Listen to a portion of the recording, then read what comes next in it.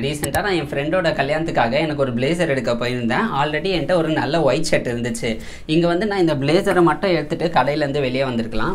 So இந்த வகையில் எனக்கு டிடோர் எஃபெக்ட் வந்து ரொம்பவே பாசிட்டிவாக தோணுச்சு. So back to the video. Hi friends, என்னைக்காவது நம்ம ஏன் நமக்கு தேவையானதை விட அதிகமான பொருட்களை வாங்குறோன்ட்டு யோசிச்சு பார்த்துருக்கீங்களா? அதற்கான காரணம் தான் டிடோர் எஃபெக்ட். 17ஆம் நூற்றாண்டில் பிரெஞ்சு ஃபிலாசபர் டென்னி டிடரோன்றவர் இந்த டிடோர் எஃபெக்டை கிரியேட் பண்ணுறாரு. உண்மையிலேயே பல வருஷமாக இவரோட வாழ்க்கையை வாழ்ந்துட்டாரு. இவர் வந்து இவரோட டே டு டே லிவிங்காக என்சைக்ளோபீடியாஸ் நிறைய எழுதிட்டு இருந்தார். ஆனால் அதனால் அவரால் பெரிய ரெவென்யூ எதுவும் ஜென்ரேட் பண்ண முடியல. காலப்போக்கில் 1766 ரஷ்ய பேரரசி கேத்தரின் த கிரேட்ன்றவங்களுக்கு இவரோட என்சைக்ளோபீடியாஸ் ரொம்பவே பிடிச்சிருச்சு. அதே சமயத்தில் டிடரோட மகளோட கல்யாணத்துக்கு போதுமான அளவு பணம் டிடரோ கிட்ட இல்லாததை பற்றி தெரிஞ்சுக்கிட்டதுக்கு அப்புறமா அவரோட மொத்த லைப்ரரியுமே $1,50,000 இந்த இளவரசி வாங்குறாங்க. ஓவர் நைட்லேயே நம்ம டிடரோ பணக்காரர் ஆயிடுறாரு. திடீர்னு அவ்வளோ பணம் வந்த பிறகு அவருக்கு எங்கேருந்து ஆரம்பிக்கிறதுனே தெரியாமல் அவரோட கவுனை ஃபஸ்ட்டு அப்கிரேட் பண்ண ஸ்டார்ட் பண்ணுறாரு. இந்த ட்ரெஸ்ஸிங் கவுனை ஃபஸ்ட்டு அப்கிரேட் பண்ண ஸ்டார்ட் பண்ணிட்டோம். அவரை சுற்றி இருக்கிற பொருள் எல்லாம் அதோட குவாலிட்டிக்கு மேட்ச் ஆகலை. ஸோ உடனே அவர் என்ன பண்ணுறாருன்னா புதுசாக ஒரு ஆர்ம் சேர், டெஸ்க்கு இப்படின்ட்டு ஒன்று ஒன்றா அடிக்கிட்டே போகலாம் எக்கச்சக்கமாக வாங்க ஆரம்பிச்சிடுறாரு. ஸோ இங்கே வந்து ஃபஸ்ட்டாக அவர் ஒரு கவுன் வாங்குறாரு இல்லையா? அந்த ஒரு பர்ச்சேஸ் அதுக்கப்புறமா சப்சிக்வெண்ட்டாக அவர் வாங்குறது தான் இந்த ஆர்ம் சேர், டெஸ்க் இது மாதிரிலாம். ஸோ இந்த ஒரு பர்ச்சேஸ்னால திரும்ப வாங்குற இந்த மற்ற பர்ச்சேசஸ்னால உருவாகிற எஃபெக்டை தான் நம்ம டிடோர் எஃபெக்ட்ன்ட்டு சொல்கிறாங்க. மறக்காமல் இப்போவே இந்த வீடியோவை லைக் பண்ணிடுங்க. ஏன்னா இந்த மாதிரியான வீடியோஸ் நிறைய பேருக்கு போய் சேர்றதில்ல, அவங்களுக்கும் யூஸ்ஃபுல்லாக இருக்கும். நம்ம இந்த வீடியோலே வந்து எப்படி இந்த டிடோர் எஃபெக்டை நம்மளோட லைஃப்பில் கண்டுபிடிச்சதுக்கு அப்புறமா கண்ட்ரோல் பண்ணலான்றதை பற்றியும் போக பார்க்கலாம். ஓகே, இப்போ நம்ம டிடோர் எஃபெக்ட்னா என்னன்ட்டு பார்த்தாச்சு. அடுத்து டிடோர் எஃபெக்டோட எக்ஸாம்பிள்ஸையும் அப்படியே பார்த்துட்டு வந்துடுவோம். இப்போ எக்ஸாம்பிளுக்கு நீங்கள் ஒரு ஐஃபோன் வாங்கினீங்கன்னா இதோட ஃபைல்ஸை உங்களால் கன்வீனியண்ட்டாக ஒரு விண்டோஸ் பிசிலையோ இல்லை லேப்டாப்லையோ அவ்வளோ சீக்கிரமாக ட்ரான்ஸ்ஃபர் பண்ண முடியாது. ஸோ உடனே நம்மளும் இந்த ஆப்பிள் ஈகோ சிஸ்டம்குள்ளே போகணுன்ட்டு தோணும். அதுக்காக நம்ம ஃபஸ்ட்டு தேட ஆரம்பிக்கிறது தான் மேக்புக் ப்ரோ, அப்படி இல்லைனா இப்போ இதை மாதிரி ஒரு மேக் மினி. ஸோ இதுக்கப்புறமா நம்ம அடுத்து என்ன பண்ணுவோம்னா, தேவை இருக்கோ இல்லையோ இவ்வளோ நாளாக நம்மளோட ஸ்டெப்ஸை ஒரு நாய்ஸோ இல்லை போட் ஸ்மார்ட் வாட்ச்லையோ ட்ராக் பண்ணிட்டு இருந்த நம்ம தேவையே இல்லாமல் ஒரு ஆப்பிள் ஸ்மார்ட் வாட்சை வாங்குவோம். அது ஃபோனோட விலைக்கு ஈக்குவலாக இருக்கும். கிட்டத்தட்ட 52,000 வந்துடும்னா பார்த்துக்கோங்களேன். அது மட்டும் இல்லாமல் நீங்கள் இந்த மேக் புக்கையோ இல்லை மேக் மினியோ யூனிடேஸ் மாதிரியான வெப்சைட்டில் போய் வாங்குறப்ப அவங்க வந்து உங்களுக்கு பேசிக்காக இருக்கிற ஏர்பாட்ஸை ஃப்ரீயாக கொடுப்பாங்க. பட் ஏர்பாட்ஸ் ப்ரோ ஜென்ரேஷன் வந்து நீங்கள் தனியாக வாங்கினீங்கன்னா ஒரு 27,000 வந்துடும்ட்டு வச்சுக்கோங்களேன். அது உங்களுக்கு வெறும் 12,000 தரேன்ட்டு சொல்லுவாங்க. நம்மளும் அதையும் சேர்த்து வாங்கிடுவோம். ஸோ இங்கே வந்து பார்த்தீங்கன்னா ஃபஸ்ட்டு நம்ம இந்த ஐஃபோனை வாங்கினதுக்கப்புறமா இதோட சப்சீக்வெண்ட் பர்ச்சேஸாக இந்த மேக் மினி வந்திருக்கு. ஸோ இந்த மேக் மினி கூடவே இந்த ஏர்பாட்ஸ் 3rd ஜென்ரேஷனோ இல்லை ஏர்பாட்ஸ் ப்ரோ 2nd ஜென்ரேஷனோ அதை வாங்கினதுக்கு அப்புறமா ஒரு ஆப்பிள் ஸ்மார்ட் வாட்சோ இப்படியே வாங்கிட்டே போகிறத தான் நம்ம டிடோர் எஃபெக்ட்ன்ட்டு சொல்லுவோம். ஸோ இப்போ இந்த டிடோர் எஃபெக்ட் வந்து வெறும் இந்த ஆப்பிள் ஈகோ சிஸ்டமில் மட்டும்தான் இருக்கும்னு நினச்சிங்கன்னா அதுதான் கிடையாது. ஏன்னா இப்போ ஆண்ட்ராய்ட்லேயுமே வந்து பார்த்தீங்கன்னா இந்த சாம்சங், ஒன் ப்ளஸ் மாதிரியானவங்களாம் அவங்களுக்குள்ளேயே ஒரு ஈகோ சிஸ்டமை கொண்டு வர ஸ்டார்ட் பண்ணிட்டாங்க. அடுத்ததான் நம்ம ஃபேஷனுக்கு போவோம். ரீசெண்டாக நான் என் ஃப்ரெண்டோட கல்யாணத்துக்காக எனக்கு ஒரு பிளேசர் எடுக்க போயிருந்தேன். ஆல்ரெடி என்கிட்ட ஒரு நல்ல ஒயிட் ஷர்ட் இருந்துச்சு. இங்கே வந்து நான் இந்த பிளேசரை மட்டும் எடுத்துகிட்டு கடையிலேருந்து வெளியே வந்திருக்கலாம். பட் நான் அங்கேயோட நிறுத்தாமல் கூடவே சேர்ந்து இந்த டர்ட்டில் நெக் டிஷர்ட்டையும் சேர்த்து கொண்டு வந்துட்டேன். ஸோ இங்கே புதுசாக ஒரு ஐட்டமை இன்ட்ரடியூஸ் பண்ணுறப்போ இதனால் வர சப்சிக்வெண்ட் பர்ச்சேஸாக தான் இந்த டர்ட்டில் நெக் டிஷர்ட்டும் வந்துச்சு.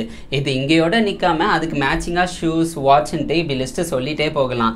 இது புதுசாக நமக்குன்னு ஒரு வீடு வாங்கினதுக்கப்புறமா பெட்ரூம் செட்டு, ஃபர்னிச்சர்ன்ட்டு இப்படி லிஸ்ட்டு எண்ட்லெஸ்ஸாக போயிட்டே இருக்கோங்க. எல்லா தருணத்துலையுமே நமக்கு தேவையான பொருள் ஆரம்பத்திலே ஒழுங்காக தாங்க வேலை செஞ்சுட்டு இருந்திருக்கோம். ஆனாலும் நம்ம புதுசாக ஒரு பொருளை நம்ம லைஃப்குள்ளே கொண்டு வந்ததுக்கு அப்புறமா நம்மளே அறியாமல் எண்ட்லெஸ்ஸாக கன்சியூம் பண்ணிகிட்டே இருப்போம். இது எல்லாத்துக்குமே காரணம் நம்ம ஃபஸ்ட்டாக ஒரு பொருள் வாங்கினோம் இல்லையா, அதுதான். தன்னோட சொந்த வாழ்க்கையில் இப்படி ஒரு ஃபெனாமினை கவனிச்ச டிடோரோ என்ன சொன்னார்னா, என்னுடைய பழைய ட்ரெஸ்ஸிங் கவுனுக்கு நான் முழுமையான மாஸ்டராக இருந்தேன், ஆனால் என்னோட புது ட்ரெஸ்ஸுக்கு நான் வேலைக்காரனாக மாறிட்டேன்ட்டு சொல்கிறாரு. ஓகே, இப்போ டிடோர் எஃபெக்ட்னா என்னட்டு பார்த்தாச்சு, டிடோர் எஃபெக்டோட எக்ஸாம்பிள்ஸையும் பார்த்தாச்சு. இப்போ இந்த டிடோர் எஃபெக்டை எப்படிலாம் நம்மளோட லைஃப்பில் கண்ட்ரோல் பண்ணலான்றதை பற்றி தெரிஞ்சுக்கலாம் வாங்க. நீங்கள் புதுசாக ஒரு பொருள் வாங்குறப்போ அது கூடவே உங்களுக்கு இன்னொரு பொருளையும் வாங்க தோணுச்சுன்னா அந்த ரெண்டாவது பொருள் உங்களுக்கு அவசியம் தேவையான்ட்டு யோசிச்சுக்கோங்க.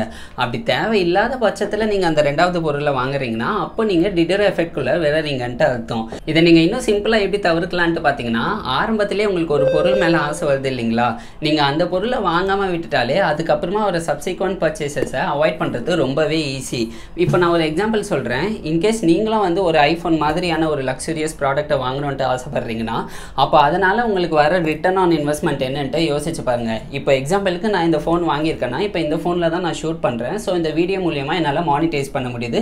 ஸோ எனக்கு இந்த ஃபோனை வாங்கியுமே அந்த இன்வெஸ்ட்மெண்ட்டில் எனக்கு ஒரு ரிட்டர்ன் கிடைக்குது. வேறஸ் நான் இதே ஐஃபோனை வாங்கிட்டு அதில் நான் phone call, WhatsApp, Instagram, YouTube, LinkedIn, X இது மாதிரி தான் யூஸ் பண்ண போகிறேன்னா அதுக்கு நான் நார்மலாக ஒரு 15,000 ருபீஸ்க்கு இருக்க போக்கோவோ இல்லை சியோமி ஃபோனையோவே வாங்கிடுவேன். அடுத்த ஸ்டெப் வந்து நீங்கள் புதுசாக ஒரு ப்ராடக்ட்டை வாங்க போகிறீங்கன்னா அதோட ஃபுல் காஸ்ட்டையும் முன்னாடியே ப்ரெடிக்ட் பண்ணி வச்சுடுங்க. எதனால் நான் சொல்கிறேன்னா, நீங்கள் சேலில் ஒரு டிஷர்ட்டை எடுத்தால் கூட நீங்கள் செக் அவுட் பண்ணிவிட்டு வெளியே வரப்போ கவுண்டரில் இருக்கவங்க உங்களுக்கு ஒரு டிஸ்கவுண்ட் கூப்பானை கொடுப்பாங்க. நீங்கள் நெக்ஸ்ட் டைம் இதே கடையில் வந்து வாங்குறப்போ 15% ஆஃப் தரும். பட் நீங்கள் 7 டேஸ்க்குள்ளேயே வந்து அந்த பொருளை வாங்கணும். மினிமம் 1000 ருபீஸ் கச்சு ஷாப் பண்ணியிருக்கணும்ட்டு. ஸோ இந்த மாதிரி கூப்பான்ஸை நம்ம கையில் கொடுத்து பிராண்ட் வந்து அவங்கள்ட்ட திரும்ப திரும்ப நம்மளை ஷாப் பண்ண வைப்பாங்க. இந்த மாதிரியான சப்சீக்வெண்ட் பர்ச்சேசஸையும் நீங்கள் எடுக்க போகிற முடிவில் அவசியம் கன்சிடர் பண்ணணும். ஃபைனலாக உங்களுக்கு தேவையில்லாத பொருட்களை வாங்கத்தை நிறுத்திக்கோங்க. நம்மளுக்கு தேவையே இல்லாத பொருட்களை வாங்கி தான் நம்மளோட பெட்ரூம், வாஷ்ரூம், ஹால்ன்ட்டு இப்படி எல்லாத்துலேயுமே ஃபில் பண்ணிட்டு இருக்கோம். மெட்டீரியலிஸ்டிக் பொசிஷன்ஸை சேஸ் பண்ணி உங்களோட வேல்யூபிளான லைஃபை வேஸ்ட் பண்ணிடாதீங்க. எதனாலனா இந்த மாதிரியான பொருட்களை வாங்கத்தை விடவே உங்களோட மணி, டைம் அண்ட் எனர்ஜியை தேவையான இடத்த நோக்கி நீங்கள் கரெக்டாக செலுத்துனீங்கன்னா இன்னுமே பெட்டராக உங்களோட லைஃப்பில் நீங்கள் அச்சீவ் பண்ணலாம்.